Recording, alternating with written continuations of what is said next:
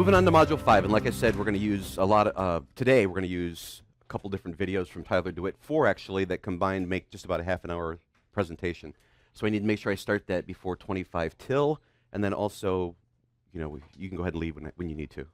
But I'll make that video, those sets of videos, I'll at least give you the list from YouTube so you can go and watch those on your own if you want to review those. But I will have one consolidated video of all of them put together that I can make available to you as well. Anyway, Module 5 includes 2 primary subjects. First is the polyatomic ions. Polyatomic ions.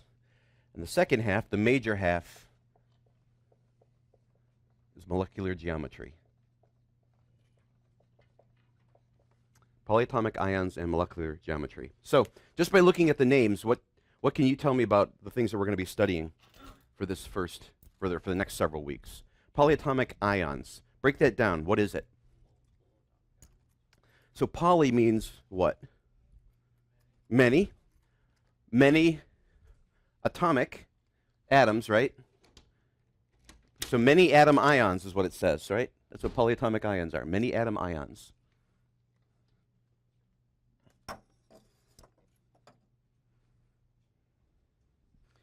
It's actually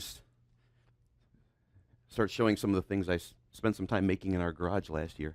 But this isn't dealing with polyatomic ions. This is more with the molecular geometries. So polyatomic ions means many atom ions. So we're going to be talking about this idea that we can have an ion, or we can have a molecule actually, that behaves like an ion. A covalent molecule that's involved in ionic compounds. We get that, as we're going to see real quickly, is that when we form different molecules, sometimes there is a surplus or an absence of electrons, and that when you fill the valence shells, if there's an extra electron and you lose it, the atom becomes, or excuse me, the molecule becomes positive.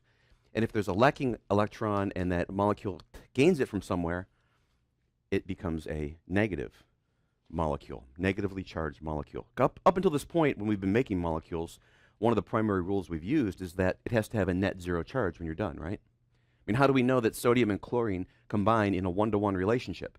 Well, because when sodium gives up its 1 electron, it's not going to give up anymore. And then once chlorine gets its 1, it's not going to take anymore.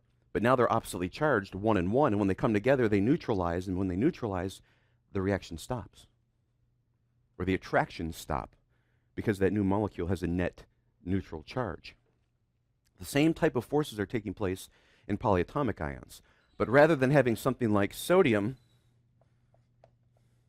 and chlorine interacting, we've got 1 atom and 1 atom interacting. If you remember, let's use the X for the symbol for the electron for sodium. And for chlorine, if I use the dots, this should be really familiar to us right now, just after coming off the module exam. That we see sodium has an extra. Wants to lose 1. It's a metal. It wants to become +1. It wants to lose that electron, and chlorine is desperately seeking an electron. So it takes that 1, and then because of their opposite but equal charges, the sodium is now positively charged. It moves closer to and in proximity to the negatively charged chlorine. Now they're balanced. They come together. They neutralize each other. And so those other atoms or ions that may be on the outside of this relationship look in and see no attraction, because the 1 and the positive and the negative have canceled each other out. We're going to see the same kind of relationship when we have a metal over here, which forms a positive ion. Let's go ahead and use sodium again. But rather than chlorine, rather than just having 1 atom that becomes an ion that becomes attracted, we're going to have a complete structure in here. One of the most common structures is hydroxide. And that complete structure has a -1 charge, and sodium has a +1 charge. And this entire structure that's inside the brackets is a molecule that's bound together by covalent bonds. Hydroxide, if we would start with a hydroxide ion, let's go ahead and do that real quickly. Excuse me. Hydroxide ion. Well, if I were to say one oxygen and one hydrogen are bonded together covalently. You say, okay, a covalent bond, it's a molecule. It's a molecule. What kind is it? Oxygen, hydrogen, both nonmetals. It's covalent. Okay, it's covalent. Let me go ahead and figure out what the bond would look like. I've got a hydrogen here. There's no symmetry or anything like that since there's only two atoms involved. I've got hydrogen here, which would have its one electron. And I have oxygen here, which has how many now? In its original form? How many valence? 6. Okay. I'm going to go ahead and represent those like this. And I told you that this is a covalent molecule. And you agree because they're both nonmetals. So how are they going to bind together? They're going to bond together by sharing an electron. They're going to share this electron. Now, looking at this molecule, are we done? I mean, is there more that needs to be done? Let's look at the valence on both of them. Hydrogen, it has how many? It now has 2, right, because it's sharing. So how many does hydrogen want to have? Its octet says it just wants 2, right? The octet rule for hydrogen is 2. It's one of the exceptions. So hydrogen is done, right? It doesn't want any more. Oxygen. Oxygen has 1, 2, 3, 4, 5, 6, 7. What is oxygen's perspective on all this? It wants one more, right? It's looking over to hydrogen and saying, give me another. And hydrogen's saying, you've already got the only one I have. I don't have any more to give. And so now we're going to say, okay, let's extend this reaction or this combination that we would have seen in the last module. Let's take it the next step further. How are we going to fill this octet? And here's the simple rule, or the simple thinking. They're just going to grab a stray electron from somewhere. What does oxygen want to do? It wants to get one more electron to place right there, right? If oxygen could have that one extra electron, it would then have its octet full. Hydrogen has its octet full by 2 because it's the exception, and now this would be fine. Before we get to that point, though, let's take a look at this. How many protons in my original hydrogen and oxygen before they bonded? Let's just go back, take it back a step, because you can see where we're going now. But let's take it back a step. How many protons are in hydrogen?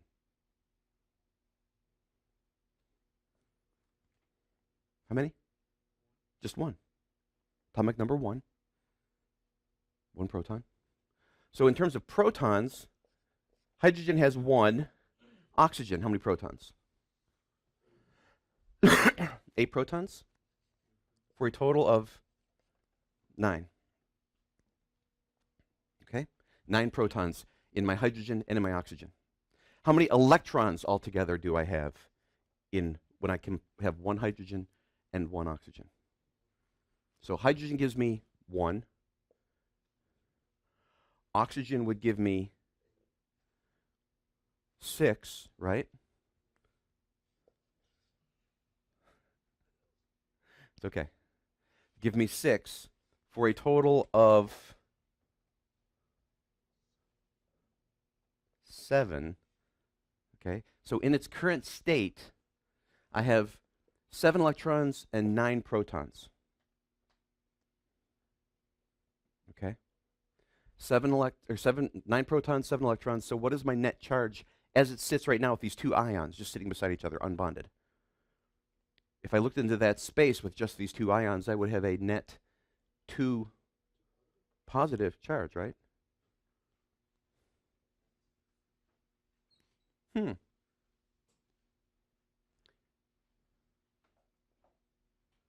When this reaction takes place and it forms then, and I combine these 2,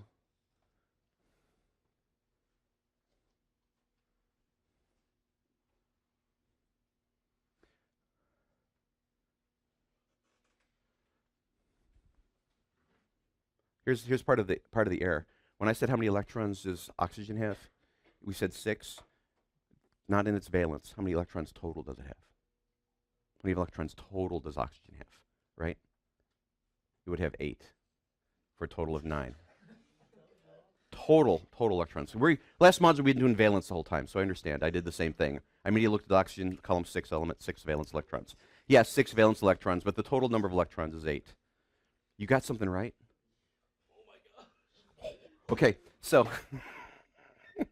kidding. So, again, 9 and 9, in that space, it would have been neutral. Now we bond these two together.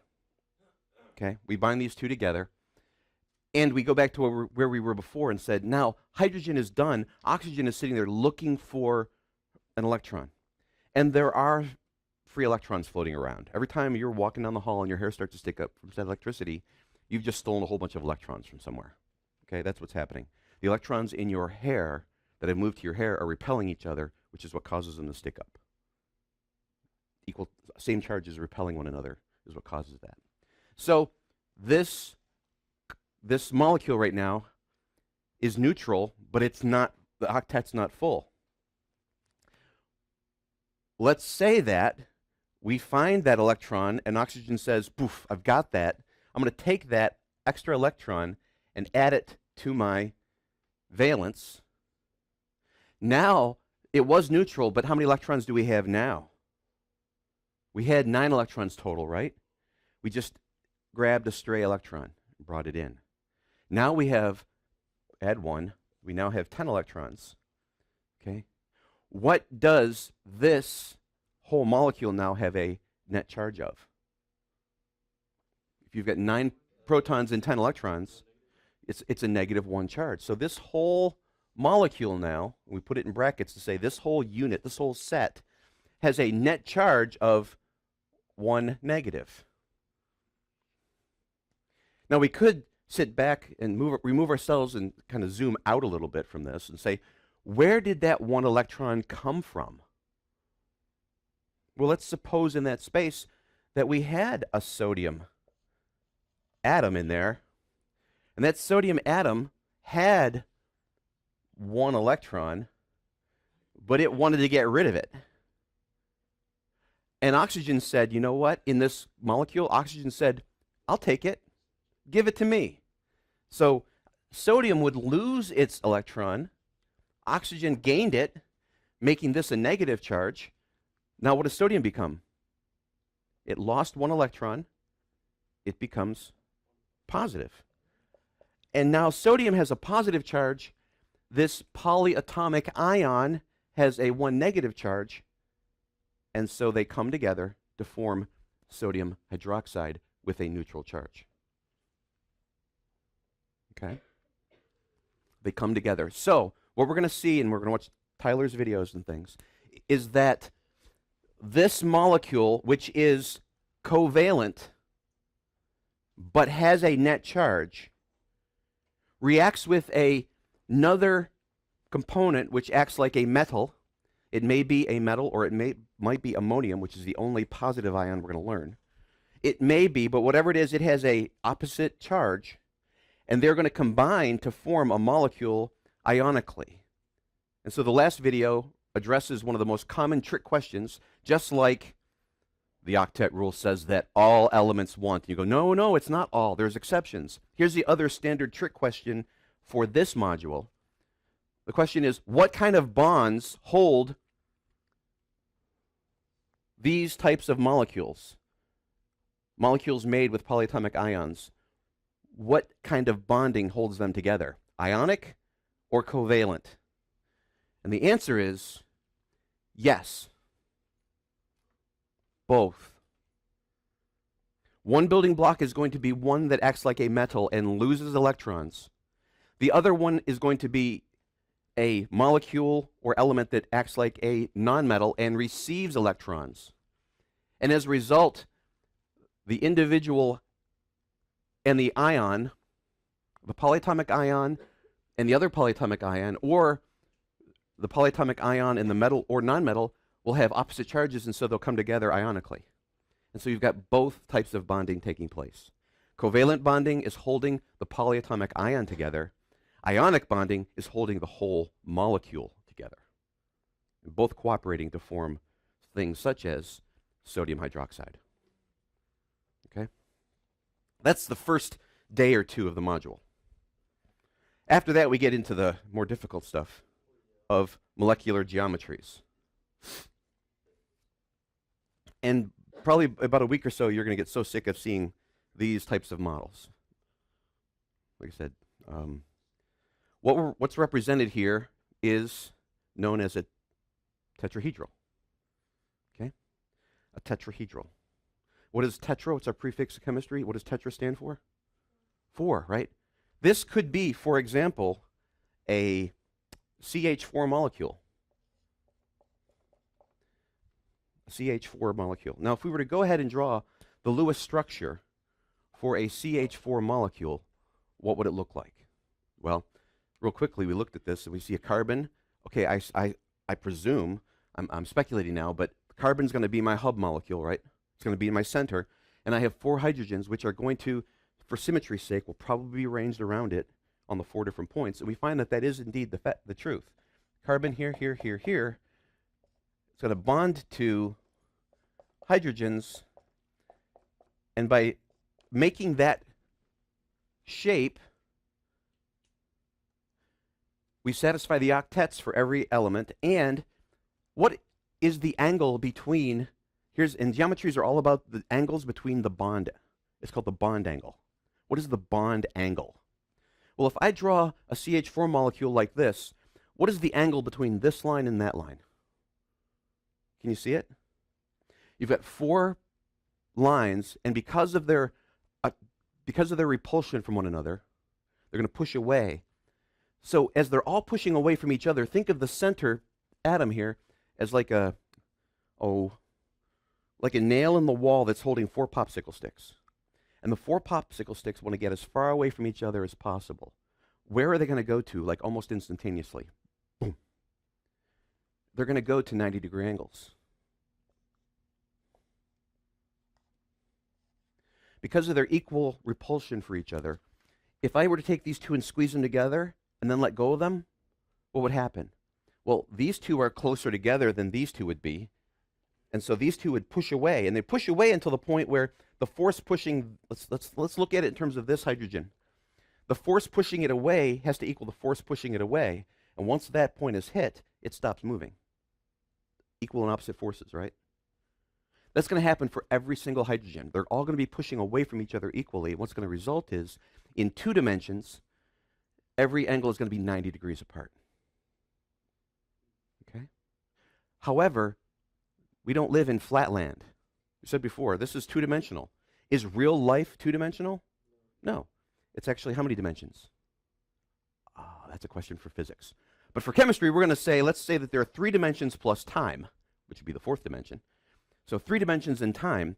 What does this look like in 3 dimensions? It looks like this.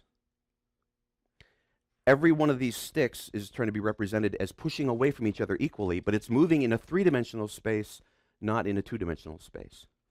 And so what looks like 90 degrees in 2 dimensions is actually 109 degrees in 3 dimensions. Every one of these angles, and this is approximate, I had to eyeball this, there's no jig or anything to make this. Every one of these angles is approximately 109 degrees between every one of these sticks to every other neighboring stick. It's 109 degrees. Because 109 degrees is the equal separation of 4 points in 3 dimensions, whereas 90 degrees is the equal separation of 4 points in 2 dimensions. Okay? And so what we're going to be doing is taking 2-dimensional space and then modeling it in 3-dimensional space and saying, hey, what does that CH4 molecule look like? Well, it's a tetrahedral with 109 degree bond angles between every bond angle. And I got a model for every different kind we're going to look at. Okay? It's important because as we draw the Lewis structures, whether or not there's a unbonded pair affects the geometries. Because unbonded pairs and bonds push away from each other with different strengths. And that changes the angle from 109 to 107.5, 106, 105. We get slightly different angles because of the type of bond or unbonded pair.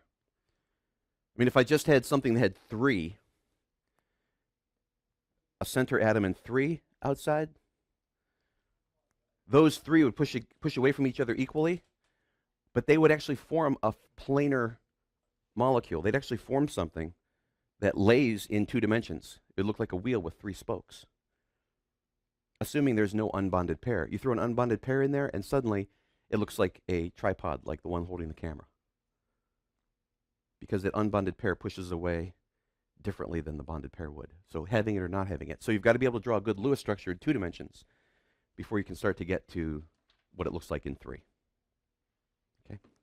Well, admittedly, it's going to be dark and warm, and some of you are struggling to stay awake even right now. So if you need to stand up to pay attention, I'd encourage you to do that.